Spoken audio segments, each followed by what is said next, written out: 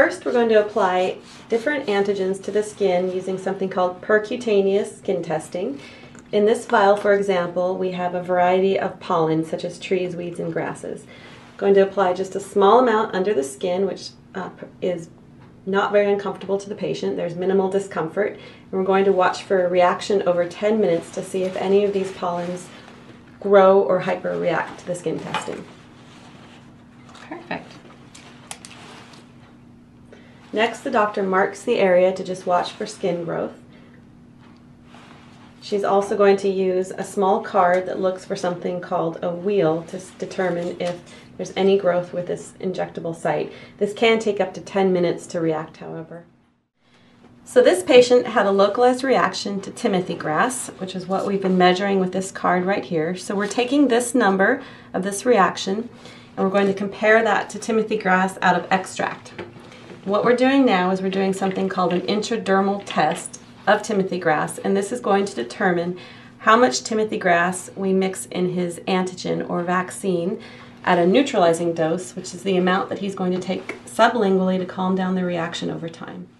What we're doing now is called an intradermal skin test. We found a positive reaction to timothy grass on the percutaneous testing.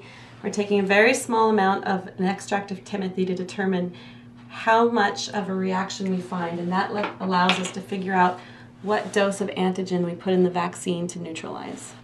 So we'll find a clean area on his upper arm. We make what is called a wheal, and it's a very small amount of antigen under the skin. And that should be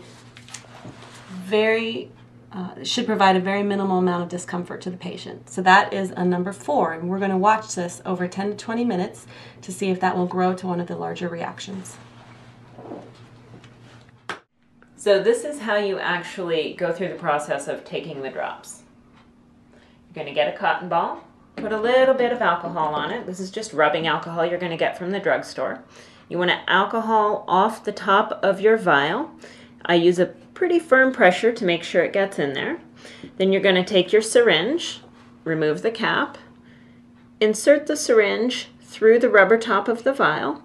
I turn the vial upside down, and then I usually pull out a little bit more than is required for my actual dose.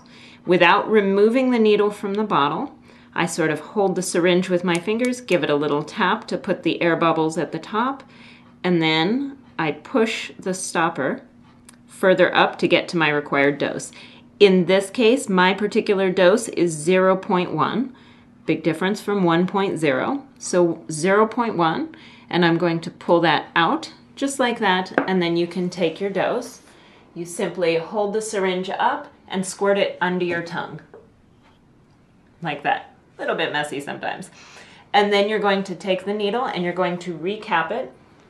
I store the needle and the vial both in my refrigerator with inside it, like a plastic Ziploc bag works just fine. You just don't want your needle floating around so when you open the door it falls out. You can reuse this same needle multiple times, provided that the only thing that it touches is the clean and alcohol top of this vial. If it touches anything else at all, no matter how lightly, if it brushes your hand, the side of the bottle, the mouth while you're putting it in, then you want to dispose of this needle properly, and we'll go over how all of that's disposed of when we give you these. You want to dispose of this needle, and you'll start the next dose with a fresh needle.